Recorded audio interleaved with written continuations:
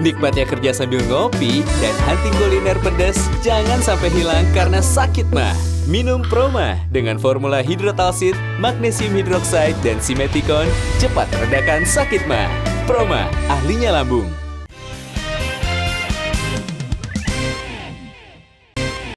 Dipersembahkan oleh kalau meniadakan sebuah konflik di dalam kehidupan itu suatu hal yang sulit untuk kita pikirkan. Tapi meminimalisir dari sebuah konflik menjadi sebuah kedamaian itu bisa kita lakukan dengan tidak berbicara diskriminasi dan berdamai satu sama lain. Tinggal tergantung hati. Saya bukan seorang ahli negarawan, saya bukan seorang revolusioner. Saya seorang pekerja seni yang pernah di penjara. Tapi ingat, mimpi saya belum berakhir. Karena tidak ada yang mampu membatasi mimpi siapapun untuk kita dalam hidup manusianya. Masih pengen di politik? Kan saya bilang mimpi tidak pernah ada terbatas, jadi harus selalu. Jadi masih ingin terjun di politik, Pasti, begitu? kan, mimpinya apa? Masih di wali kota Bekasi? Ya jadi apa aja, yang pasti bisa menjadi sentral apresiasi pikiran dan pendapat kita bisa kita salurkan buat masyarakat. Kan dulu sendiri, sekarang kan udah punya pendamping, jadi lebih lengkap rumah tangga. Tapi gini Pik, kalau soal pendamping kan Pikir tadi warnanya biru partai. Kalau nggak salah Mbak Angela itu warnanya hijau loh partainya. Ya kan kalau biru sama hijau jadi pegunungan yang indah. Oh. Kak Henry. Bicara politik Mas Vicky, siapa idola Mas Vicky dalam berpolitik? Ada nggak tokoh-tokoh bangsa yang dijadikan idola nanti pada saat Mas Vicky kembali terjun di politik? Segupara. Hah? Segupara. Yang Indonesia, kalau Segupara kan di negara lain. Nggak ada yang terlalu sentral Mas. Nggak ada yang terlalu sentral ya? Semuanya senang sama. Dan saya perhatikan. Oh, kenapa Mas Vicky tidak memiliki figur tertentu di politik di Indonesia? Saya penghormatan iya. Sebagai seseorang yang mungkin lebih dahulu dalam hidup, terus juga mengenyam di dunia politik, iya. Tapi untuk saya mengikut, saya bukan karakter orang yang senang mengikuti. Tapi orang-orang ke kanan, saya lebih senang ke kiri. Itu saya nggak suka mainstream hidupnya. Silakan, Kang Maman. Katanya sekarang kita masuk di era post-truth, di era pasca kebenaran, yang sudah diramal oleh Nietzsche dengan konsep army of metaphors-nya, bahwa nggak penting kebenaran itu, yang penting bagaimana meyakinkan orang bahwa dia benar. Belum tentu benar. Toh banyak pemimpin kita yang terpilih bukan karena dia paling benar, tapi karena dia bisa meyakinkan orang. Sekarang Vicky boleh berdiri meyakinkan kami bahwa kami pantas memilih Vicky. Bismillahirrahmanirrahim. Assalamualaikum warahmatullahi wabarakatuh. Waalaikumsalam.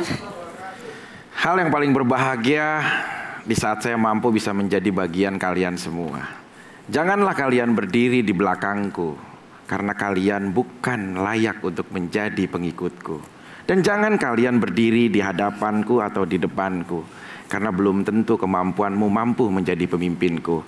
Tapi kita berdirilah di sisiku dan di sebelahku, karena hadirnya saya untuk menjadikan semua kita saudara. Terima kasih. Terima kasih. Cukup meyakinkan nggak Kang? Iya, Pak Toto gimana? Pak Toto gimana Pak Toto? Pak Toto, Jadi siapa yang bilang Vicky tidak waras dan pemabuk? Bagus kok isinya. Makanya saya bilang normal kan. Ya, Pak Toto ya. Ini mah luar biasa, luar biasa. Jujur. Nah, Angel waktu itu jadi anggota caleg dari P3 dan yang terbanyak mendapatkan suara di Solo. Iya. Bagaimana cara meyakinkan sampai kok Angel yang justru terbanyak suaranya dibanding anggota P3 lainnya? Harus berdiri lagi? Iya. Iya, silakan. Angel. Saya waktu di Solo saya cuman kata-katanya cuman simpel aja karena di sana itu mereka itu orang Jawa, jadi saya lebih pendekatannya dengan bahasa Jawa. Kata-kata saya cuman gini. Pilihlah pemimpin yang ojo cuap-cuap. Artinya jangan banyak berbicara. Ya, jadi jangan banyak berbicara. Semakin dia banyak janji, berarti disitulah terletak banyak kebohongannya dia. Jadi berbicara apa adanya, tunjukkan buktinya. Di mana orang lain kampanye banyak berbicara, di situ pasti ada terselip kebohongannya. Sekian dan terima kasih. Mel, silakan. Oke, tadi menarik ya ketika Mbak Angel bilang pilihlah pemimpin yang ojo cuap-cuap ya. Agak kontradiktif sebenarnya dengan apa yang dilakukan oleh Mas Vicky karena beliau dengan bahasanya yang menurut saya itu masih fine. Nah, pertanyaan saya nih Mas, kalau misalnya Mas Vicky terjun ke politik ya, inti dari komunikasi adalah apa pesan yang kita sampaikan bisa dipahami oleh orang lain. Mas Vicky akan tetap menggunakan cara bahasa yang sama dalam berkampanye atau mengkampanyekan program? Mbak, belakangan ini saya sering syuting didatengin sama mahasiswa-mahasiswa yang membuat tesis tentang bahasa saya dalam ilmu komunikasi. Itu real. Ya, tesis skripsi ada berbagai macam, mereka ini ke saya berkomunikasi, terus mereka wawancarai saya. Nah, itu sebagian kecil. Kadang yang menurut kita normatif belum tentu bisa menjadi pesan edukasi yang baik. Tapi yang terlihat biasa saja, sederhana, bahkan terlihat lucu dan menjadi lelucon, itu yang paling sedih dimaknai di dalam pikirannya sendiri. Itu menurut saya. Jadi ya saya akan mencoba menjadi seperti saya apa adanya. Mas Vicky, capek nggak bervikinisasi? Kalau saya, ini kan tadi beberapa kali, sempat beberapa sesi, Mas Vicky mengutarakan bahasa yang memang diutarakan dan dipahami, bahasa sehari-hari. Gitu. Nah, terus kemudian Mas Vicky sometimes harus bervikinisasi. Itu nggak capek ya? Yang pasti, ya saya ditemuin sehari-hari juga seperti ini. Kadang bisa pikinisasi yang bagaimana. Saya kan kalau minta makan sama istri saya aja, suatu hal yang menurut dia terlalu berlebihan. Tapi ya saya bilang itu sayang. Anarkis terjadi di saat perut manusia dalam kondisi lapar. Terus sayang, tolong ambilkan aku makan untuk aku makan. Gitu. Saya malah penasaran buat Angel terutama gitu.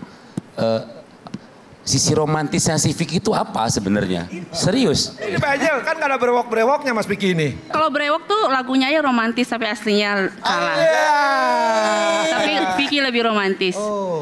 Romantisnya seperti apa? Contohnya kayak apa? Satu, dia mungkin bagi semua orang itu hal biasa ya. Tapi saya tuh sangat suka dengan pria yang pengen tahu tentang pasangannya. Contoh misalnya dia orangnya protek banget. Satu, yang kedua dia sangat cemburu banget. Saya suka dengan pria seperti itu karena apa? Buat saya dia menghargai perempuan. Menghargai perempuan dengan cara gini, kamu gak boleh pergi sendiri.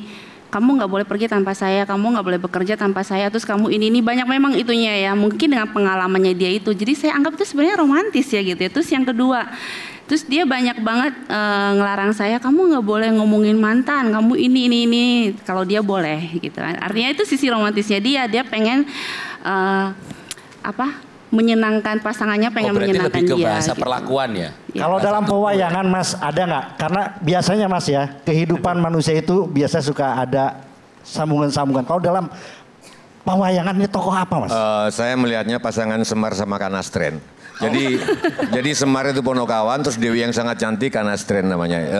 Berbeda sama orang-orang lain Nandini. Orang lain itu kata Semar begini. Adinda Kanastren, beruntunglah kita orang-orang lain menikah setelah tahu kemampuan masing-masing. Kita menikah setelah tahu kelemahan masing-masing. Betulkah seperti itu? Menikah karena tahu kelemahan masing-masing? Mas Vicky, Mbak Angel? Yes, drive thru. Good. Bukan delivery saya. Ada yang mau nanya anak. Pertanyaan berlanjut ke suamimu. Saya tertarik ke kata-kata terakhir bahwa dalam keadaan sekarang komunikasi dimengerti secara otak itu nggak terlalu penting. Kadang-kadang kelihatan lucu, kelihatan bodoh, tapi justru itu yang nyampe. Tadi kamu gitu Vicky kan? Iya. Nah, aku tertarik karena saat ini tokoh itu yang nggak ada, tokoh yang berbicara ke hati rakyat Indonesia. Makanya kalau kita kontrol sejarah, Soekarno dengan segala penghargaan bukan yang terpandai. Ada Hatta, ada Tan Malaka, ada Syahrir, tapi Soekarno yang dapat hati masyarakat waktu itu. Nah, menurut aku, apakah Vicky setuju sekarang nggak ada tokoh politik yang bicaranya itu ke hati? Betul Pak. Ya ini contohnya sekali, suami saya langsung ke hati saya, hanya saya bisa memahami. Saya makanya kalau orang waktu kita jadi flashback tentang wali kota Bekasi, orang saya akan memajukan ekonomi, konsep kamu apa, slogannya akan menseratakan ini, saya akan menghindari macet. Cuma saya yang cinta dan damai, karena bagi saya apapun di dalam sebuah kepemimpinan dan kekuasaan yang paling mengendalikan bukan hanya pikiran, tapi penguasaan hati, dia melihat orang lain. Itu sih. Dipersembahkan oleh